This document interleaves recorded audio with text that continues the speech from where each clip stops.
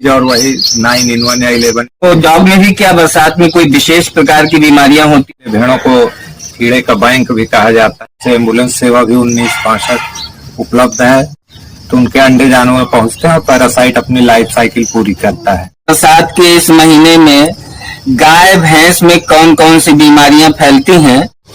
किसानों एवं पशुपालक मित्रों, संजय फार्मिंग टीचिंग चैनल में मैं संजय कुमार तिवारी आप सभी का स्वागत करता हूं। आज हमारे साथ पशु चिकित्सा क्षेत्र की जिले की एक बहुत बड़ी हस्ती, जाने माने प्रसिद्ध पशु चिकित्सक और अपने अनुभव से अब तक हजारों गाय भैंस बकरी भेड़ आदि पशुओं को ठीक कर चुके हैं।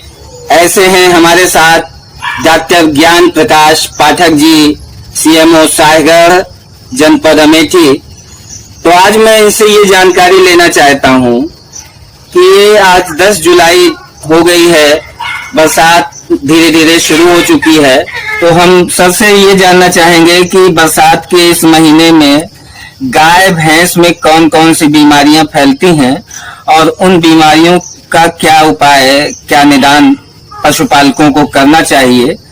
तो सर बताएं कि बरसात में गाय भैंस में कौन सी बीमारियां फैल सकती हैं या फैलती हैं।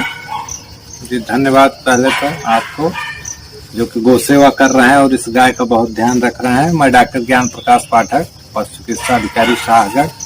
अभी जैसे कि बरसात शुरू हो गए हैं तो गायों भैंसों में गला घोटती है, जो इस समय प्रथम बारिश के समय आने का चांस रहता है। तो अभी गायों भैंसों में गला घोटू का टीकाकरण चल रहा है और इसके पश्चात खुरपका मुंहपका बीमारी का भी टीकाकरण शासन से आदेश मिलते ही शुरू किया जाएगा।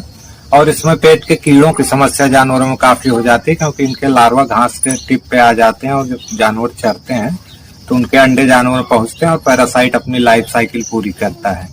इसलिए अपने जानवरों को हर 6 महीने पे कीड़े की दवा दें और टीकाकरण कराएं। और समय समय पर अगर कोई बीमारी होती है तो पशु चिकित्सक से सलाह लेकर संपर्क करके उसका इलाज कराएं। इस समय सरकार की तरफ से एम्बुलेंस सेवा भी 1965 उपलब्ध है, जो कि आपके घर भी आकर सेवा करेगी। पशु चिकित्सक हैं, तमाम पैरामेड भी प्राथमिक उपचार और कृत्रिम गर्भाधान की सेवाएं दे रहे हैं। धन्यवाद। तो पशुपालकों, गाय भैंस की बीमारियां जहां तक मुझे मालूम है दूसरी होती हैं और भेड़ बकरी की बीमारियां दूसरी होती हैं।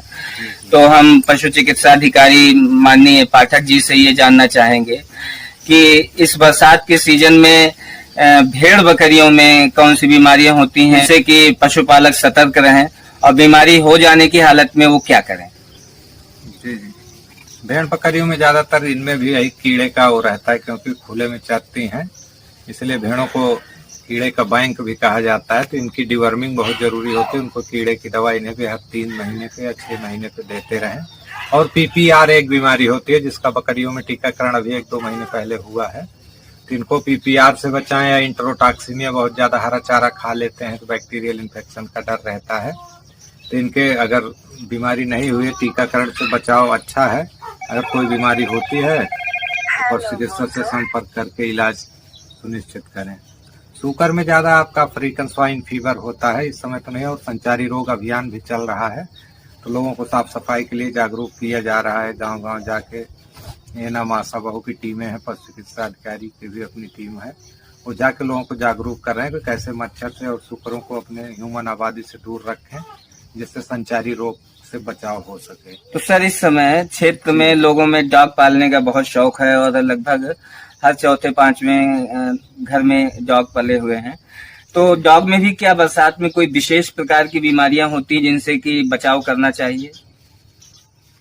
हाँ, इस समय जो बड़े बाल वाले डॉग हैं, जैसे आपका जर्मन शेफर्ड है, लासा वगैरह, इनमें स्किन बीमारियों के चांसेस रहते हैं अगर गीले रह जाते हैं। इनको सूखी जगह पे बांधें और प्रॉपर डाइट देते हैं। बाकी इनमें रेबीज और वही 9 in 1 या 11 in 1 वैक्सीन आती है, वो वैक्सीनेशन समय समय पर होता रहे ईयरली। इस वैक्सीनेशन में कितने समय पे कराना चाहिए, कै साल बाद? हाँ, पहले डोज लगती है, उसके बाद 30 डेज पे एक बूस्टर लगता है, फिर साल भर पे, साल भर फिर ईयरली हाँ उनको लगना चाहिए। तो ये थे डॉक्टर पाठक, जो अभी पशुपालकों को विभिन्न बीमारियों से बचाव और सतर्कता के बारे में बता रहे थे।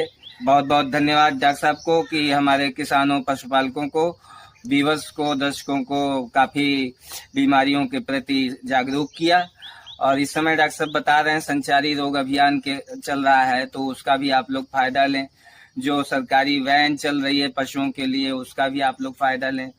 जब डॉक्टर साहब वो सारी सुविधाएं क्षेत्र के किसानों पशुपालकों को अच्छी तरह से उपलब्ध करा रहे हैं। यदि आपने चैनल को सब्सक्राइब नहीं किया है तो कृपया चैनल को सब्सक्राइब करें। इस पशुओं से संबंधित और अधिक जानकारी के लिए शेयर करें, कमेंट करें, लाइक करें।